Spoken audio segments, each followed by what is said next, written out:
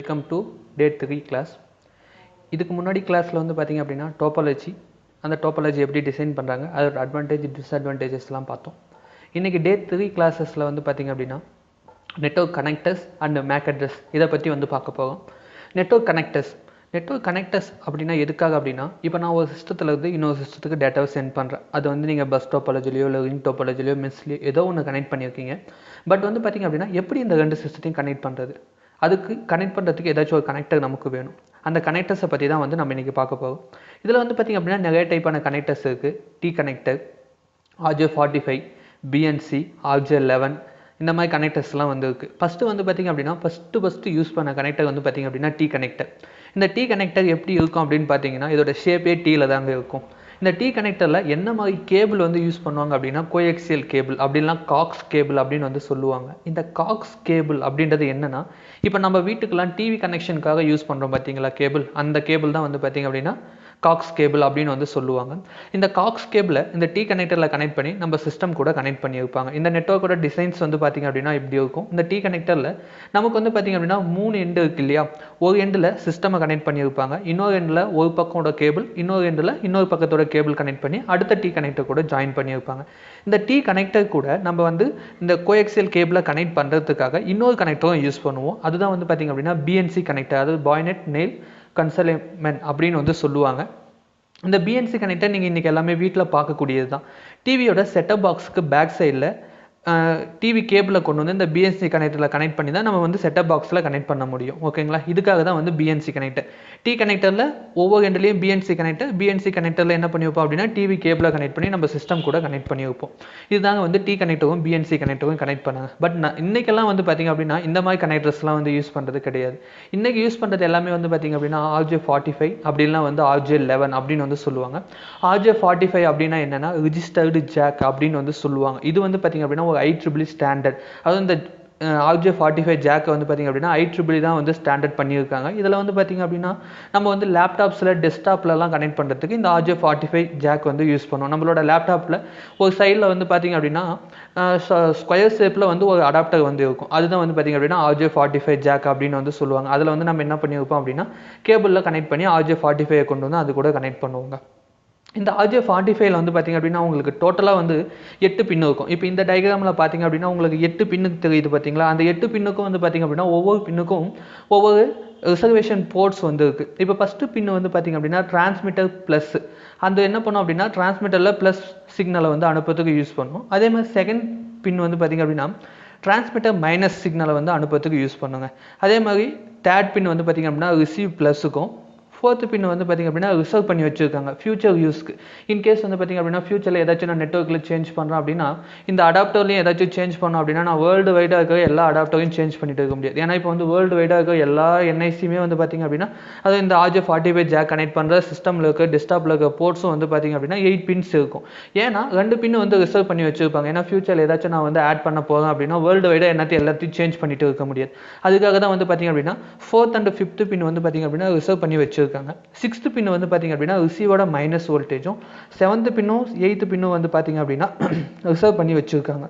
ஓகேங்களா, இதுதான் வந்து இந்த 8th பின்னோட ஒர்க்கிங் ஃபங்க்ஷன். இதில் தான் வந்து நம்ம டேட்டாவை ட்ரான்ஸ்மிட் பண்ணுறதுக்கு ரிசீவ் பண்ணுறதுக்கு யூஸ் பண்ணுவோம். ஓகேங்களா, அடுத்து வந்து பார்த்திங்க அப்படின்னா RJ11. இந்த RJ11 வந்து பார்த்திங்க அப்படின்னா இன்றைக்கி டெலிஃபோன் லைனுக்கு யூஸ் பண்ணுறதுக்காக இந்த RJ11 வந்து யூஸ் பண்ணுவாங்க. இந்த RJ11 வந்து பார்த்திங்க அப்படின்னா உங்களுக்கு வந்து 4 பின்ஸ் இருக்கும். இந்த RJ11ல் அந்த 4 பின்ஸ் வந்து பார்த்திங்க அப்படின்னா ஒன்று வந்து கிரவுண்ட்காகவும், ஒன்று வந்து பார்த்திங்க அப்படின்னா டேட்டா அவுட்புட்டுக்கும், இன்னொன்று வந்து பார்த்திங்க அப்படின்னா டேட்டா இன்புட்டுக்கும், ஒன்று வந்து பார்த்திங்க அப்படின்னா பவர் சப்ளை கொடுக்கறதுக்கும் வந்து யூஸ் பண்ணுவோம். இதான் வந்து பார்த்திங்க அப்படின்னா RJ11ஓட பின் அவுட். ஓகேங்களா, RJ45 jack and RJ11 jack பார்த்தாச்சு. அடுத்து பிஎன்சி கனெக்டர் பார்த்தாச்சு. அந்த பிஎன்சி கனெக்டரில் டி கனெக்டர் கனெக்ட் பண்ணும். இதெல்லாம் நம்ம பார்த்தாச்சு. இப்போ அடுத்து வந்து பார்த்திங்க அப்படின்னா நெட்வொர்க் இன்டர்ஃபேஸ் கார்டு. இந்த நெட்வொர்க் இன்டர்ஃபேஸ் கார்டு அப்படின்னா என்னென்னா, இப்போ நீங்கள் வந்து அந்த கேபிளை கொண்டு வந்து எங்கே நம்ம கனெக்ட் பண்ண முடியும், நம்ம லேப்டாப்லேயோ சிஸ்டம்லேயோ வந்து பார்த்திங்க அப்படின்னா அதுக்கு ஒரு அடாப்டர் வேணும். அதுதான் வந்து பார்த்திங்க அப்படின்னா நெட்வொர்க் இன்டர்ஃபேஸ் கார்டு அப்படின்னா நிக் கார்டு அப்படின்னு வந்து சொல்லுவாங்க. இந்த நிக் கார்டில் வந்து பார்த்திங்க அப்படின்னா நிறைய டைப்ஸ் இருக்குது. அதோட ஃபிசிக்கல் டயக்ராமை பார்த்திங்க அப்படின்னாவே உங்களுக்கு தெரியும். இதில் ஒயர்டுக்கும் வந்து என்ஐசி கார்டு இருக்குது, ஒயர்லெஸ்க்கும் வந்து பார்த்திங்க அப்படின்னா என்ஐசி, அதாவது நெட்வொர்க் இன்டர்ஃபேஸ் கார்டஸ் வந்து இருக்குது.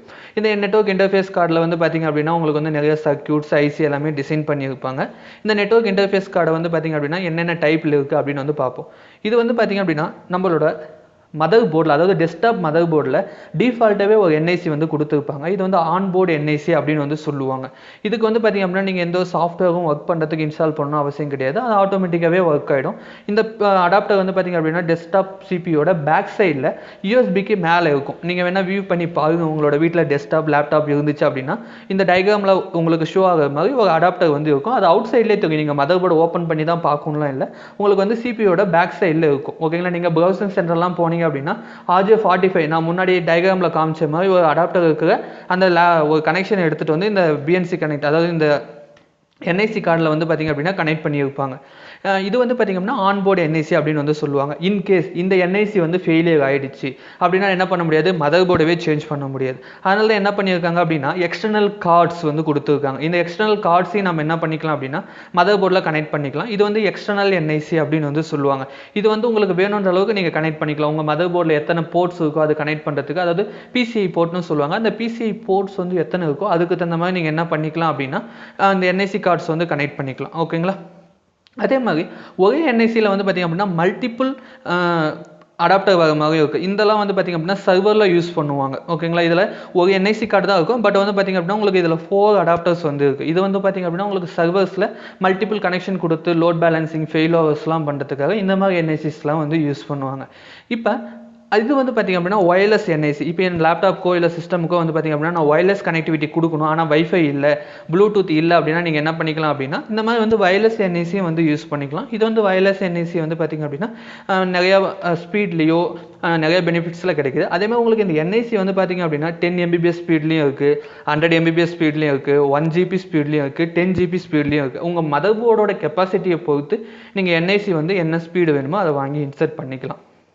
இப்போ இந்த என்ஐசி, இப்போ என் மதர் போர்டில் வந்து பார்த்திங்க அப்படின்னா என்ஐசி கனெக்ட் பண்ணுறதுக்கு ஆப்ஷனும் இல்லை, ஆன்போர்டு என்ஐசியும் இல்லை. அப்போ நான் என்ன பண்ணுறது, அப்போ என் சிஸ்டம்க்கு வந்து இன்டர்நெட் கனெக்டிவிட்டி கொடுக்க முடியாதா அப்படின்னு நீங்கள் வந்து கேட்கலாம். அதை ஓவர் கம் பண்ணுறதுக்காக என்ன பண்ணியிருக்காங்க அப்படின்னா யூஎஸ்பி என்ஐசி கார்டு வந்து கொடுத்துருக்காங்க. இதில் வந்து பார்த்திங்க அப்படின்னா இந்த டயக்ராமில் பாருங்கள் உங்களுக்கு தெரியும். ஒரு பக்கம் வந்து பார்த்திங்க அப்படின்னா யூஎஸ்பி போர்ட் இருக்கும், இன்னொரு பக்கம் வந்து பார்த்திங்க அப்படின்னா RJ45 கொண்டு வந்து கனெக்ட் பண்ணுற மாதிரி ஒரு அடாப்டர் வந்து இருக்கும். இது வந்து பார்த்திங்க அப்படின்னா யூஎஸ்பி என்ஐசின்னு சொல்லுவாங்க. இதை நம்ம என்ன பண்ணிக்கலாம் அப்படின்னா நம்ம மதர் போர்டில் வந்து என்ஐசி இல்லை வந்து ஒர்க் ஆகலை அப்படின்னா இந்த மாதிரி வந்து நீங்கள் ஒரு எக்ஸ்டர்னல் யூஎஸ்பி என்ஐசி வாங்கி ஒரு பக்கம் வந்து RJ45 இதை எடுத்துகிட்டு போயிட்டு சிஸ்டமில் கனெக்ட் பண்ணிங்கனாலும் உங்கள் சிஸ்டம்க்கு வந்து இன்டர்நெட் ஆக்சஸ் வந்து கொடுக்க முடியும். ஓகேங்களா. அடுத்தது இப்போ இந்த என்ஐசிலே வந்து பார்த்திங்க அப்படின்னா ஒரு அட்ரஸை வந்து பில்ட் பண்ணியிருப்பாங்க. அதாவது அந்த அட்ரஸ், ஏன்னா இப்போ நம்ம வீட்டுக்கு போஸ்ட் வருது அப்படின்னா எதை பேஸ் பண்ணி வரும், வீட்டு அட்ரஸை பேஸ் பண்ணி தான் வரும். அதே மாதிரி இன்டர்நெட்டில் உங்களுக்கு ஒரு மெசேஜ் வருது அப்படின்னா அது வந்து அட்ரஸை பேஸ் பண்ணி தான் வரும். அதில் 2 டைப்பான அட்ரஸஸ் வந்து இருக்குது. ஒன்று வந்து பார்த்திங்க அப்படின்னா மேக் அட்ரஸ், இன்னொன்று வந்து பார்த்திங்க அப்படின்னா ஐபி அட்ரஸ். ஆனால் நமக்கு சிஸ்டமில் இன்பில்டாக வருது வந்து பார்த்திங்க அப்படின்னா மேக் அட்ரஸ் தான். மேக்னா மீடியம் அக்சஸ் கண்ட்ரோல் அப்படின்னு வந்து சொல்லுவாங்க. இந்த மேக் அட்ரஸ் வந்து பார்த்திங்க அப்படின்னா உங்களுக்கு வந்து டேட்டா லிங்க் லேயர், அதாவது லேயர் 2 டிவைசஸ்ன்னு வந்து சொல்லுவாங்க. இவன் என்னடா ஆல்ரெடி ஒரு வீடியோவில் லேயர் 2, இந்த வீடியோவில் லேயர் 2 அப்படின்னு சொல்லிட்டு இருக்கானே அப்படின்னு பார்க்காதீங்க. நெக்ஸ்ட் வர வீடியோவில் நம்ம அந்த லேயர்ஸை பற்றி தான் வந்து பார்க்க போகிறோம். இதெல்லாம் தெரிஞ்சாதான் நமக்கு அந்த லேயர்ஸ் வந்து ஈஸியாக அண்டர்ஸ்டாண்ட் ஆகும். ஓகேங்களா. இந்த மேக் அட்ரஸ் வந்து பார்த்திங்க அப்படின்னா உங்களுக்கு ஹெக்ஸாடெசிமல் ஃபார்மேட்டில் எழுதி இருப்பாங்க. இதோட டோட்டல் லென்த் வந்து பார்த்திங்க அப்படின்னா 48 பிட் லென்த். ஓகேங்களா. உங்களுக்கு இந்த பிட்டு பைட்டு இதெல்லாம் வந்து நீங்கள் வந்து ப்ரீவியஸாக படிச்சுக்கோங்க, ஏன்னா அப்போ தான் வந்து இது அண்டர்ஸ்டாண்ட் ஆகும். ஓகேங்களா. ஒவ்வொரு பாட்டுக்கும் இடையில வந்து பார்த்திங்க அப்படின்னா -4 செப்பரேட் பண்ணியிருப்பாங்க. அதே மாதிரி ஒவ்வொரு பாட்லேயும் 2 ஹெக்ஸாடெசிமல்ஸ் வந்து எழுதியிருப்பாங்க. இங்கே கீழே வந்து பார்த்திங்க அப்படின்னா எக்ஸாம்பிளுக்கு நம்ம ஒரு மேக் அட்ரஸ் சொல்லியிருக்கோம். 00-1C -25-CO -EF-EC. இதுதான் வந்து பார்த்திங்க அப்படின்னா ஒரு சிஸ்டமில் இருக்கிற மேக் அட்ரஸோட ஃபார்மேட். அதை வந்து நான் பைனரிக்கு கன்வெர்ட் பண்ண அப்படின்னா எனக்கு வந்து 48 பிட்டு, அதாவது 48 பைனரி வேல்யூ வந்து வரும். என்னால் வந்து பார்த்திங்க அப்படின்னா இவ்வளோயும் வந்து மனப்பாடம் பண்ண முடியாது அப்படின்றதுக்காக தான் ஹெக்ஸாடெசிமல் ஃபார்மேட்டில் அதை எழுதியிருக்காங்க. மெஷின் வந்து அதை என்ன பண்ணும் அப்படின்னா பைனரிக்கு கன்வெர்ட் பண்ணிங்க. ஏன்னா நமக்கு கம்ப்யூட்டருக்கோ இல்லை வந்து நெட்வொர்க்கில் நம்ம டேட்டா சென்ட் பண்ணும்போது அது ஃபார்மேட்டே வந்து பார்த்திங்க அப்படின்னா பைனரி தான். நம்ம ஹியூமன் அண்டர்ஸ்டாண்டபிளுக்காக தான் வந்து பார்த்திங்க அப்படின்னா ஹெக்ஸாடெசிமல் ஃபார்மேட்டில் இருக்கும். ஆனால் அது வந்து சிஸ்டம் கன்வெர்ட் பண்ணி சென்ட் பண்ணும்போது அதை வந்து என்ன பண்ணும் அப்படின்னா பைனரிக்கு கன்வெர்ட் பண்ணிடும். ஓகேங்களா. இந்த மேக் அட்ரஸ் வந்து நான் எப்படி வியூ பண்ணணும் அப்படின்னு வந்து கேட்டிங்கன்னா உங்கள் சிஸ்டம்லேயோ இல்லை வந்து லேப்டாப்லேயோ கமாண்ட் ப்ராம்ப்ட், அதாவது கமாண்ட் ப்ராம்ப்ட்டை ஓப்பன் பண்ணிவிட்டு அதில் வந்து கெட் மேக் அப்படி இல்லைனா வந்து IP-config/all அப்படின்ற கமாண்டை டைப் பண்ணிங்கன்னா உங்களுக்கு இங்கே கீழே டயக்ராமில் இருக்கிற மாதிரி 2 மேக் அட்ரஸ் காமிக்கும். இங்கே ஏன் 2 மேக் அட்ரஸ் இருக்குது அப்படின்னு பார்த்தீங்கன்னா லேப்டாப்பில் வைஃபைக்கு ஒரு மேக் அட்ரஸ் இருக்கும், அதே மாதிரி வந்து பார்த்திங்க அப்படின்னா என்ஐசி கார்டுக்கு ஒரு மேக் அட்ரஸ் இருக்கும். நம்ம மொபைல் ஃபோனுக்கு கூட வந்து பார்த்திங்க அப்படின்னா மேக் அட்ரஸஸ் வந்து இருக்குது. அதை நீங்கள் வந்து செட்டிங்ஸில் போய்ட்டு வைஃபை செட்டிங்ஸ்லேயோ இல்லை நெட்வொர்க் கனெக்டிவிட்டி செட்டிங்ஸ்லேயோ போய் பார்த்தீங்க அப்படின்னா வைஃபையோட மேக் அட்ரஸ் என்னன்னு உங்களுக்கு ஐடென்டிஃபை பண்ண முடியும். ஓகேங்களா. இப்போ இந்த மேக் அட்ரஸ் வந்து பார்த்தீங்க அப்படின்னா உங்கள் சிஸ்டத்துலேயோ இல்லை உங்கள் மொபைல்லையோ இல்லை உங்கள் டெஸ்க்டாப்லேயோ இருக்க ஒரு மேக் அட்ரஸ் வந்து வேர்ல்டு வைடாக எங்கேயுமே வந்து பார்த்தீங்க அப்படின்னா ரிப்பீட் ஆகாது. Individual MAC address. சப்போஸ் நீங்கள் என்ஐசி மாற்றுறீங்க அப்படின்னா அதில் தனியாக ஒரு மேக் அட்ரஸ் வந்து இருக்கும். இந்த மேக் அட்ரஸ் எப்படி வந்து ரிப்பீட் ஆகாமல், அதாவது எனக்கு தனி மேக் அட்ரஸ் இன்னொரு சிஸ்டமுக்கு தனி மேக் அட்ரஸ் கொடுக்குறாங்க அப்படின்னு பார்த்தீங்கன்னா இதுக்கு வந்து கிளாஸிஃபிகேஷன் பண்ணியிருக்காங்க. எதுக்காக இந்த கிளாஸிஃபிகேஷன் அப்படின்னு நீங்கள் கேட்கலாம். இந்த கிளாஸிஃபிகேஷன் எதுக்காக அப்படின்னா, இப்போ நான் ஒரு என்ஐசி மேனுஃபேக்சரிங் பண்ணுற கம்பெனி வச்சுருக்கேன், நீங்கள் ஒரு என்ஐசி மேனுஃபேக்சரிங் பண்ணுற கம்பெனி வச்சுருக்கீங்க. நான் ஏதோ ஒரு ஆர்டரில் என்ஐசி வந்து மேனுஃபேக்சரிங் பண்ணிட்டு, அதாவது 1 2 3 அப்படின்னு வந்து ரேண்டமாக ஜென்ரேட் பண்ணிகிட்டே வருவேன்.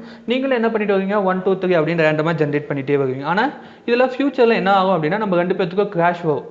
உங்களோட என்ஐசி கார்டில் ஒரு அட்ரஸ் இருக்கும், அதே என்ஐசி கார்டில் என்னோட அட்ரஸும் இருக்கும். அப்போ நமக்கு வந்து பார்த்திங்க அப்படின்னா இந்த என்ஐசி கார்டு வந்து மேக் அட்ரஸோட ஐடி வந்து கிராஷ் ஆகும். இப்படி கிராஷ் ஆகும்போது சிஸ்டமால் யாருக்கு டேட்டா வருதுன்னு ஐடென்டிஃபை பண்ண முடியாது. அதுக்காக தான் என்ன பண்ணியிருக்காங்க அப்படின்னா டோட்டலாக 48 பிட் இருக்கிற அந்த மேக் ஐடியை 2ஆக டிவைட் பண்ணியிருக்காங்க. 24 பிட் 24 பிட்டாக டிவைட் பண்ணியிருக்காங்க. இந்த 24 பிட் என்ன பண்ணியிருக்கோம் அப்படின்னா வெண்டர், அதாவது ஆர்கனைசேஷன் யூனிக் ஐடென்டிஃபையர் அப்படின்னு வந்து சொல்லுவாங்க. இதை வந்து பார்த்திங்க அப்படின்னா யார் வந்து என்ஐசி மேனுஃபேக்சரிங் பண்ணுற கம்பெனி வச்சுருக்காங்களோ அவங்களுக்கு கொடுப்பாங்க. அடுத்து இருக்க 24 பிட் வந்து பார்த்திங்க அப்படின்னா யூனிவர்சல் அட்மினிஸ்ட்ரேட்டட் அட்ரஸ் அப்படின்னு வந்து சொல்லுவாங்க. இப்போ இந்த ஆர்கனைசேஷன் யூனிக் ஐடென்டிஃபையர் நான் யார்கிட்ட வாங்கணும் அப்படின்னு வந்து கேட்டிங்கன்னா ஐட்ரிபிளி தான் வந்து பார்த்திங்க அப்படின்னா இந்த மேக் ஐடியை வந்து ஸ்டாண்டர்ட் பண்ணியிருக்காங்க. அவங்ககிட்ட தான் நம்ம என்ன பண்ண முடியும் அப்படின்னா இந்த ஆர்கனைசேஷன் யூனிக் ஐடென்டிஃபையர் வாங்க முடியும். இப்போ இங்கே வந்து பார்த்திங்க அப்படின்னா 00A0CC அப்படின்ற ஒரு ஆர்கனைசேஷன் யூனிக் ஐடென்டிஃபையர் கொடுத்துருக்காங்க. அடுத்து இருக்கிற 3 பார்ட் இருக்குது பார்த்தீங்களா, 23AF4A, அது வந்து பார்த்திங்க அப்படின்னா 00ன்னு கொடுப்பாங்க. அதை 24 பிட்டுமே 0வில் கொடுத்துருப்பாங்க. நம்ம அதை வச்சு ரேண்டமாக என்ன பண்ணிக்கணும் அப்படின்னா ஒரு ஆர்கனைசேஷன் வந்து மேக் ஐடியை வந்து மேனுஃபேக்சரிங் பண்ணிக்குவாங்க. இப்போ ஃபார் எக்ஸாம்பிள் இந்த மேக் ஃபார்மேஷன் பாருங்க. இப்போ 00A0CC அடுத்து இருக்க 3 பார்ட் உங்களுக்கு 0வாக இருக்குது பார்த்தீங்களா, இதுதான் வந்து ஆர்கனைசேஷன் யூனிக் ஐடென்டிஃபையர். அடுத்து நான் என்ன பண்ணணும், அந்த எந்த ஒரு மேக் ஐடிக்குமே வந்து பார்த்திங்க அப்படின்னா ஸ்டார்ட் 0வில் கொடுக்க முடியாது. நான் அடுத்து ஒரு ஃபஸ்ட்டு மேக் அதாவது என்ஐசி கார்டு வந்து ப்ரொடியூஸ் பண்ணும்போது 00A0CC 000001 அப்படின்ற வந்து தான் என்ன பண்ண முடியும்னா நம்ம என்ஐசி வந்து ப்ரொடியூஸ் பண்ண முடியும். அடுத்து வந்து அந்த 01 02 03 04 5 6 7 8 9 10லாம் வந்துச்சுன்னா ABCDEF இந்த பார்ட் வந்து F முடிச்சோடனே அடுத்த பார்ட் நம்ம மறுபடியும் என்ன பண்ணலாம் 1ன்னு ஸ்டார்ட் பண்ணி இதே மாதிரி நான் ரேண்டமாக ஜென்ரேட் பண்ணிகிட்டே வரலாம். ஆனால் உங்களுக்கு OUID என்ன பண்ணாது, சேஞ்ச் ஆகாது. அதாவது யூனிவர்சல் அட்மினிஸ்ட்ரேட்டிவ் அட்ரஸ் மட்டும் என்ன ஆகும் அப்படின்னா ரேண்டமாக 1 by 1 சேஞ்ச் ஆகிட்டே வரும். எப்போ வந்து எல்லாமே வந்து FF வருதோ அப்போ வந்து அந்த OUID வந்து ஸ்டாப் பண்ணிடுவாங்க. ஏன்னா FFக்கு மேலே நமக்கு ஹெக்ஸாடெசிமலில் அடுத்த நம்பர்ஸ் கிடையாது. அதனால வந்து மறுபடியும் என்ன பண்ணுவாங்கன்னா அந்த மேக் ஐடியை ப்ரொடியூஸ் பண்ணதுக்கப்புறம் அந்த கம்பெனி மறுபடியும் வேறு ஒரு OUID வாங்குவாங்க. அந்த OUIDயில் மறுபடியும் ரேண்டமாக என்ன பண்ணுவாங்க அப்படின்னா ஜென்ரேட் பண்ணிகிட்டே வருவாங்க. ஓகேங்களா. அடுத்தது இப்போ நான் வந்து டோட்டலாக எவ்வளோ மேக் அட்ரஸ் வந்து ப்ரொடியூஸ் பண்ண முடியும் அப்படின்னு வந்து பார்த்தீங்க அப்படின்னா, இப்போ எனக்கு வந்து பார்த்தீங்க அப்படின்னா OUID வந்து பார்த்தீங்க அப்படின்னா 24 பிட்டு, யூனிவர்சல் அட்மினிஸ்ட்ரேட்டிவ் அட்ரஸ் வந்து பார்த்திங்க அப்படின்னா 24 பிட். அப்போ நான் வந்து பார்த்திங்க அப்படின்னா எனக்கு டோட்டலாக எத்தனை OUI கிடைக்கும் வந்து பார்த்திங்கன்னா 2^24, அதாவது 16777,216 இவ்வளோ ஆர்கனைசேஷன் யூனிக் ஐடென்டிஃபையர் வந்து நமக்கு இருக்கும். அதை நான் மல்டிபிள் கம்பெனிஸ்க்கு வந்து பிரித்து கொடுக்கலாம். இப்போ நான் ஒரு ஆர்கனைசேஷன் யூனிக் ஐடென்டிஃபையருக்கு எவ்வளோ மேக் அட்ரஸ் ப்ரொடியூஸ் பண்ண முடியும் பார்த்தீங்கன்னா நமக்கு யூனிவர்சல் அட்மினிஸ்ட்ரேட்டிவ் அட்ரஸும் வந்து பார்த்திங்கன்னா 24 பிட் தான். அப்போ 2^24னாலும் நமக்கு வந்து 16777,216 ஒரு ஆர்கனைசேஷன் யூனிக் ஐடென்டிஃபையருக்கு இவ்வளோ என்ஐசி கார்டு வந்து ப்ரொடியூஸ் பண்ண முடியும். அப்போ நமக்கு டோட்டலாக எவ்வளோ என்ஐசி வந்து அதாவது மேக் ஐடி வந்து ப்ரொடியூஸ் பண்ண முடியும் அப்படின்னு வந்து பார்த்தீங்கன்னா total organization unique identifier MAC for each universal administrative address, அதாவது ஒரு ஆர்கனைசேஷன் யூனிக் ஐடென்டிஃபையருக்கு எவ்வளோ மேக் ஐடி ப்ரொடியூஸ் பண்ண முடியுமோ அதை ரெண்டுத்தையும் மல்டிப்ளை பண்ணணும். அப்போ உங்களுக்கு டோட்டலாக வந்து பார்த்தீங்கன்னா 2.81 × 10^14 மேக் அட்ரஸ் வந்து ப்ரொடியூஸ் பண்ண முடியும். அதனால தான் வந்து பார்த்தீங்கன்னா நமக்கு இண்டிவிஜுவலாக ஒவ்வொருத்தருக்கும் ஒவ்வொரு மேக் அட்ரஸ் வந்து கொடுத்துருக்காங்க. இந்த மேக் அட்ரஸில் ப்ராட்காஸ்ட் அட்ரஸ் அப்படின்னு வந்து ஒன்று இருக்குங்க. நமக்கு கம்யூனிகேஷனில் ஒரு 3 டைப் இருக்குது: யூனிகாஸ்ட், மல்டிகாஸ்ட், ப்ராட்காஸ்ட். யூனிகாஸ்ட்னா என்னென்னா 1-to-1 கம்யூனிகேஷன். இப்போ நானும் நீங்களும் பேசிக்கிறது யூனிகாஸ்ட். மல்டிகாஸ்ட்னா 1-to group communication. இப்போ நானும் ஒரு செட் ஆஃப் பீப்புள்ஸ், இப்போ நானும் சேல்ஸ் டிபார்ட்மெண்ட்டும், நானும் பர்ச்சேஸ் டிபார்ட்மெண்ட்டும், நானும் HR டிபார்ட்மெண்ட்டும், இந்த மாதிரி வந்து ஒரு சர்வர்லேருந்து ஒரு குறிப்பிட்ட டிபார்ட்மெண்ட்டுக்குள்ளே மட்டும் பேசிக்கிறது வந்து பார்த்திங்க அப்படின்னா மல்டிகாஸ்ட் அப்படின்னு வந்து சொல்லுவாங்க. ப்ராட்காஸ்ட்னா ஆல் கம்யூனிகேஷன், 1-to-all. இப்போ நானும் எனக்கு கம்பெனியில் இருக்க எல்லாரும் பேசிக்கிறது வந்து பார்த்திங்க அப்படின்னா ப்ராட்காஸ்ட் அப்படின்னு வந்து சொல்லுவாங்க. இப்போ நமக்கு இந்த மேக் ஐடிலேயே வந்து பார்த்திங்க அப்படின்னா ப்ராட்காஸ்ட் மேக் அட்ரஸ் இருக்குது. இந்த ப்ராட்காஸ்ட் மேக் அட்ரஸோட யூஸ் என்னன்னு பார்த்தீங்கன்னா அந்த நெட்வொர்க்கில் இருக்க எல்லாத்துக்கும் டேட்டாவை சென்ட் பண்ணுறதுக்காக தான் இந்த ப்ராட்காஸ்ட் மேக் அட்ரஸ் வந்து யூஸ் பண்ணுவாங்க. இப்போ ஒரு நெட்வொர்க்கில் எனக்கு ஒரு 500 சிஸ்டம் இருக்குது அப்படின்னா நான் இண்டிவிஜுவலாக ஒவ்வொருத்தருக்கும் டேட்டாவை சென்ட் பண்ணுறதுக்கு பதிலாவோ இல்லை ஒரு குரூப் ஆஃப் பீப்புள்ஸுக்கு டேட்டாவை சென்ட் பண்ணுறதுக்கு பதிலாவோ எல்லாத்துக்குமே நான் டேட்டா சென்ட் பண்ணணும் அப்படின்னா நான் என்ன பண்ணிக்கலாம், ப்ராட்காஸ்ட் மேக் அட்ரஸ் யூஸ் பண்ணிக்கலாங்க. இந்த ப்ராட்காஸ்ட் மேக் அட்ரஸ் வந்து பார்த்தீங்க அப்படின்னா FF இந்த மாதிரி வந்து முடியுங்க. இது வந்து எல்லா பிட்டுமே, அதாவது 48 பிட்டுமே வந்து பார்த்தீங்க அப்படின்னா உங்களுக்கு வந்து FF அப்படி இருந்துச்சுன்னா அது வந்து ப்ராட்காஸ்ட் மேக் அட்ரஸ் அப்படின்னு வந்து சொல்லுவாங்க. ஓகேங்களா? இப்போ இந்த மேக் அட்ரஸில் உங்களுக்கு ஏதாச்சும் டவுட் இருந்துச்சு அப்படின்னா என்னோட கமெண்ட் பாக்ஸில் கமெண்ட் பண்ணுங்கள். இப்போ இந்த வீடியோ வந்து உங்களுக்கு யூஸ்ஃபுல்லாக இருக்கும்னு நினைக்கிறேன். இந்த வீடியோவை வியூ பண்ணுங்கள். இது மட்டும் இல்லாமல் நீங்கள் நிறைய ரெஃபர் பண்ணுங்கள் இன்டர்நெட்டில். ஏன்னா இங்கே வந்து பார்த்தீங்க அப்படின்னா நான் வந்து ஷார்ட்டாக தான் கொடுக்க முடியும். நீங்கள் வந்து இதில் இன்னும் மேக் அட்ரஸை பற்றி நீங்கள் இன்னும் இன்டெப்த்தாக தெரிஞ்சுக்கணும் அப்படின்னா நீங்கள் என்ன பண்ணுங்கள் அப்படின்னா யூடியூப்லேயோ இல்லை வந்து பார்த்தீங்க அப்படின்னா பிடிஎஃப்ஸ், விக்கிபீடியாஸ் இந்த மாதிரி வந்து பார்த்தீங்க அப்படின்னா நிறைய வெப்சைட்ஸ் வந்து இருக்குது. அதில் வந்து ரெஃபர் பண்ணி நீங்கள் தனியாக ஒரு நோட்ஸ் மாதிரி எடுங்க. அப்போ தான் நீங்கள் நிறைய கற்றுக்க முடியும். தேங்க்ஸ் ஃபார் வாட்சிங். Please like and subscribe for TGP Technology.